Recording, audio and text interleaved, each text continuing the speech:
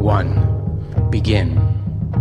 I step out into dark morning, stretch my calves against a chimney, kick like a swinging pendulum, click, start workout on my running app, insert earbuds, play, go, let the journey begin. 2. Settling in. In the first steps of the marathon, you cannot know what you are about to undertake, nor can you not know. The universe is too vast to contemplate, the marathon too much to comprehend, so early in the journey. I console myself with the idea that I will simply be running for a long time. Just settle into it, accept the inhalation of air, marvel at the persistence of a striding gait. Among cursorial animals, those who run, humans are one of the best distance runners. As far as I know, I am neither predator nor prey. In the meantime, I just run through the state park, where drinking fountains are plentiful. I keep gel packs of sugary goo to counter my muscles dropping glycogen stores. I turn, head up the hill. 3. Pheideppides. Few runners think of Pheideppides, our seminal soldier marathoner, who in 490 BCE, after fighting in the battle, ran from marathons to Athens in skinny sandals, proclaiming Nike's victory, only to collapse into death without a single sip of Gatorade. And why should we think of Pheideppides? We don't run a marathon as a swan song before we slip into the cool gray grave. But he is my hero. He did it. No t-shirt, no corporate sponsor. He crossed the land, fueled by valor, by the blushing pride of victory, and an unabashed sense of purpose. 4. My heroes. My heroes are not the obvious, well-tanned, svelte, and rope-taut, muscled, pumping like the Industrial Revolution, but the unsung, wide, heavy, oak-bottomed, and moving like a tanker. A yard of sweat soaking through a tent of fabric, breath steaming, cheeks blossoming like paprika'd chicken. The eyes, bold, angry, bewildered, embarrassed, defiant, fisting, amused, serene, convinced, resolved, eyes rolling, wondering, and settling in to the path ahead. Giant steps. 5. Soon, please. There are those runners with an unfortunate gait, knees pointing inward upon impact, footfall an abrasive slap upon the earth, arms moving around as though in the act of resisting the compressing coil of an anaconda in the tropics of South America. They appear as if they are about to collapse in an unnatural fit of despair. Yet they continue in this manner and eventually pull away from me. Their form recedes upon the horizon only to disappear as I continue steadfast and true, slowing, cramping, willing the finish line to make an appearance. Soon, please. 6. We are in it now.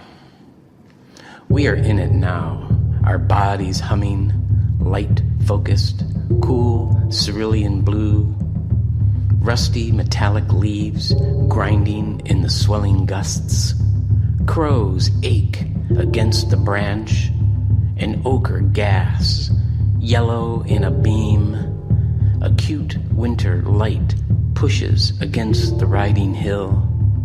Green, a smear of oak, birch, madrone. Wavering mockingbirds spill from the pyracantha, raucous and part of us, on this mad march toward the capital. 7. Persistence hunting. Of all primates, only humans can run long distances. Even chimpanzees, our closest ancestor, can barely run 100 meters. It is believed that endurance running emerged about 2 million years ago. Well, most people think that running a marathon is extraordinary, if somewhat crazy. It was early humans that developed this skill through persistence hunting. Lacking a weapon more deadly than an untipped, sharpened spear, having no stone arrowheads, hunters would chase an animal for several hours, or more than a day at times, until it collapsed. A galloping quadruped can only breathe once for each stride, like a locomotive bellows. As a biped, we can breathe independently of our stride. Though not as swift, we can vary our running speed, forcing larger mammals to overheat and be overtaken by our skinny, stick-bearing ancestors. So began the tradition of the post-marathon meat fest. 8. Smiley face icon. At that point in the morning, I was running over, through, and around hills, legs singing a favorite song. I was rising through a fennel forest, home to jackrabbits, daring squirrels, the occasional snake, invoking primal fear. Alligator lizards do head jives and wink at my passing. The goosey throttle of pheasants italicize the tender cracks of dried fennel. The shadow of a circling turkey buzzard crosses my path. I climb near the top of a hill over the Carquinez Strait. Up the crag appears a partially deflated, happy-face mylar balloon. Its face cracking an ironic smile, swaying north and south, sweeping without a tether. It comes to the crest as I do, my hand outstretched. I clench it briefly, its big smile smiling at me. I release it to let us continue upon an altered course. And the sun says noon. 9. You have run so far that being is light. You have run so far that actual mileage means nothing. Breath, muscle, bone, air, united in motion, slung in gait. The earth sends through you a giant wave. Weightlessness follows, and you commune with stellar ancestors, where being is light. 10. The first. The first, the leaders, are gazelles, easily loping ahead of the pack. They move with the grace and speed we can only imagine. The slowest move with reptilian, stoical deliberation. We form a serpentine human tail that stretches for 26 miles. This line of cursorial mammals make a murder of crows cackle from their great perch in the leafless tree. 11.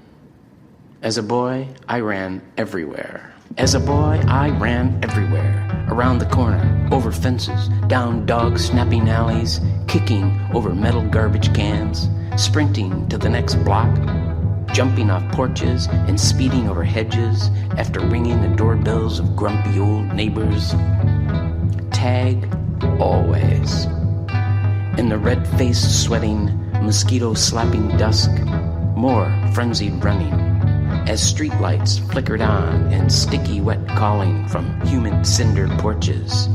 A musical, "Come in now," bleats in the dusk. Bolting to the dark end of the street, pretend not to hear. Then surrender. To our houses, yellow light leaking onto lawns, black and white television in the corner, colonial furniture, cat fur carpet, shortbread and milk, then sink into the bath, pretending to snorkel, turning the knob, broiling my ankles, hot water, running. 12. The run for Chris. The run, lung stinging, thighs singing, the light, patchy green and bright, appears to always grow, revealing more as we go. But some stop, or are taken from the course unexpectedly. We miss the sound of their breath, the rhythmic footfall we know so well, still moves us. 13.1 Running for Kaya. Running across the earth, it's what we do. Revel in, excel in, get lost with it, in lands that reveal new vistas to run through. And you do, with grace, style, drive, unstoppable. Look what the world has to offer. 14. Running among the dead. In high school, our cross-country team, there was never more than 10 of us, ran into Detroit, along Outer Drive and into Mount Olivet Cemetery. Low rolling hills, clipped green lawn, the blush of unabashed youth running among the dead. 100 years of interned bodies. Some days we'd lope past a huddle of mourners, weeping, murmuring under heavy gray skies.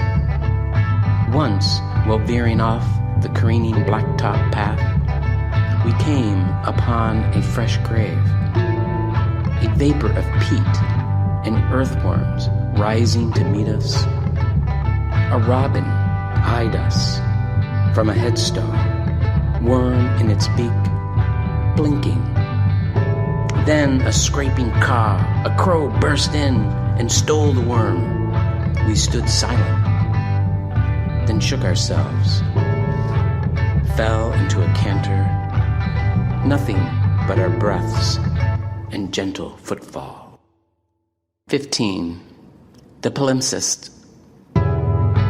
Using MapMyFitness app to track my runs, draws a thick red line across the city streets, serpentining through hilly trails, as seen from above like an old video game. Lines drawn, times recorded.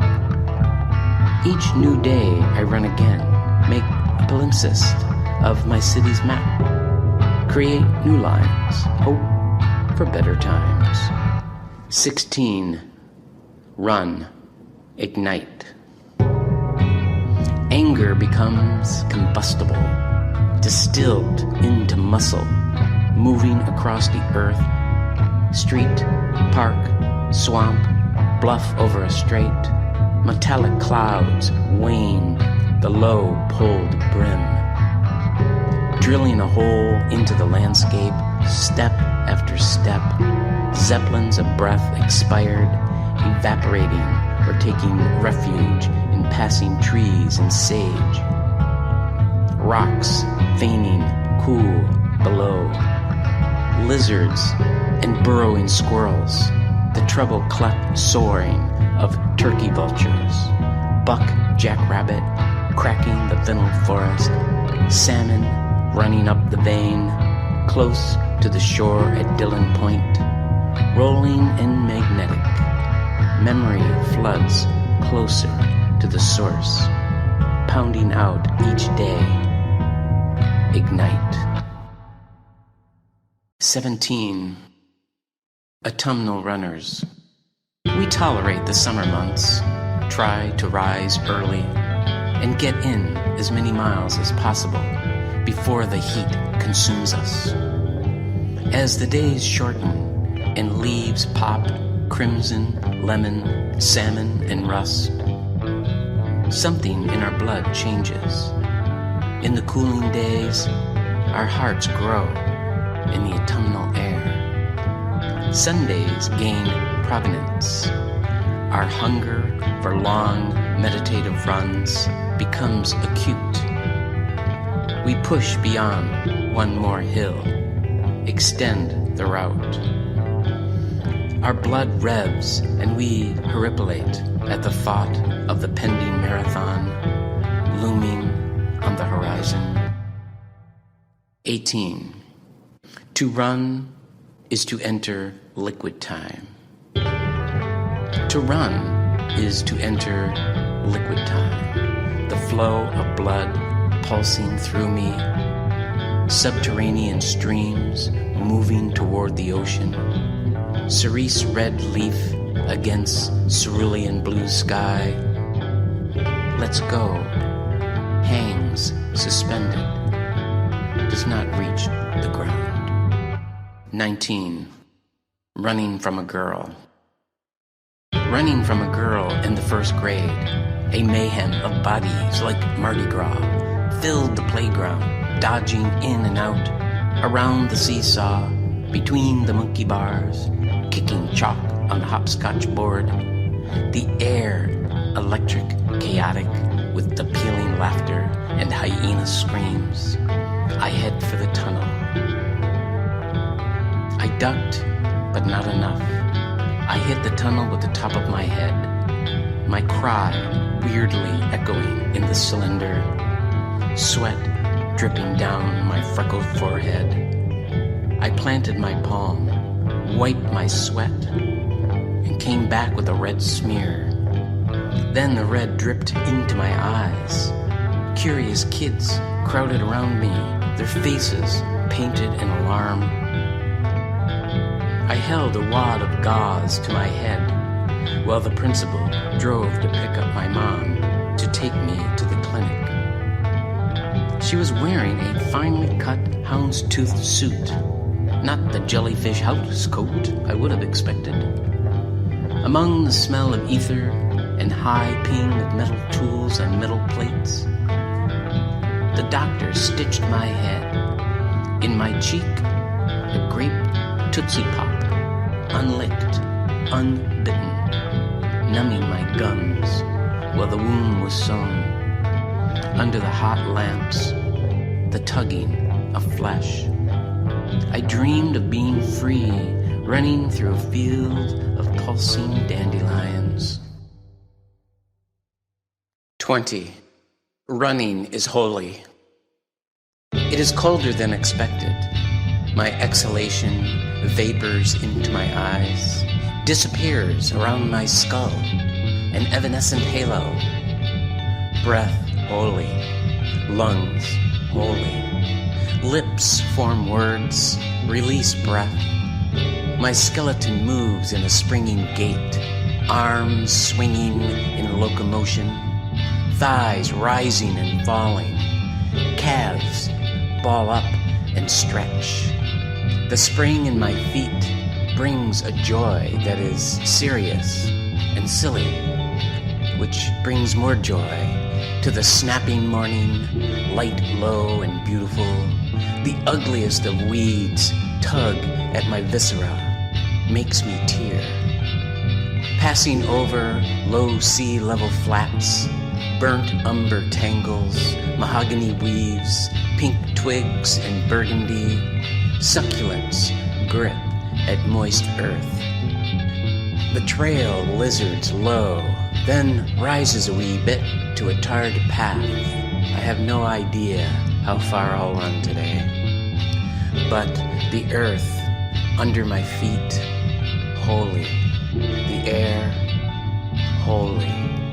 Running, holy. 21. Folsom. Heartened by the full moon looming in pre-dawn, in the chilly bus sipping cold espresso, bodies like apparitions materialize from the trees through the fog. We move in a quiet processional, murmuring acolytes toward the starting line. 22. Nice ass. Of the many signs from spectators along the route of the marathon, one read, "Find a nice ass and follow it." Sound advice, I thought. Whether in an earlier stage of human evolution or still walking this side of the turf, few things are more primal than watching an attractive ass move along the earth. Perhaps it helped us focus during persistent hunting. For lack of beer buds, it provides motivation. Developing big gluteal muscles came hand in hand with endurance running. The better we ran, the better butts we got.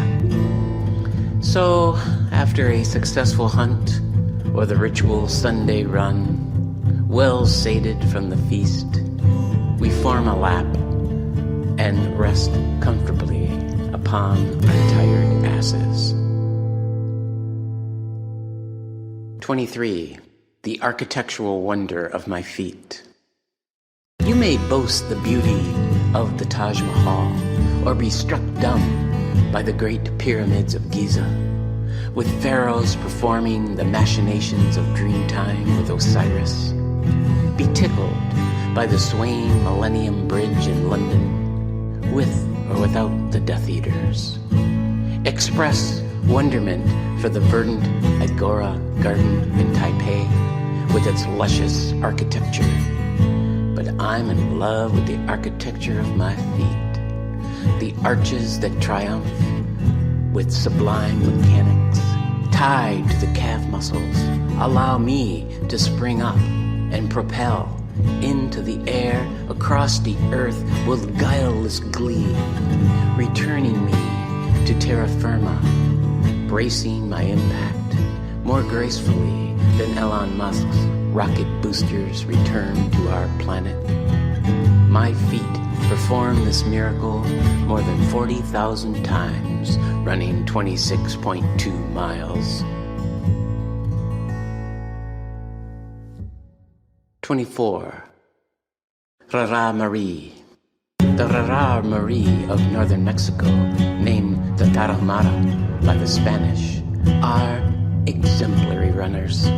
Their name means runners on foot, or those who run fast. They run everywhere, still practice persistent hunting, chasing down deer and wild turkeys until they overheat and collapse, while barefoot or wearing sandals often soled in old car tires. The Rarámuri are transhumant, making colorful clothing from the wool of sheep and goats they tend. They are fueled by Tesquino, a corn beer that is made and shared as a social occasion, because God taught them how to make Tesquino. Even God drinks it, so it is sacred. It is thought that the Tesquino chases out the large souls within, leaving only little souls, so that they are free to act like children. Perhaps that is why they run everywhere that they go. 25. Build it. A marathon cannot be built in one day. The steps are small, laborious, just to get a base. For an exhaustively long time, it seems that you can only get a few stones to stand upon each other. Even those left unmortared can tumble in a small squall. But we all start this way, just strong enough for a few miles. Construct that room first. Inhabit it. Until, with ease, you build an extension, only to outgrow it. Don't rush it, or the wall will collapse upon you.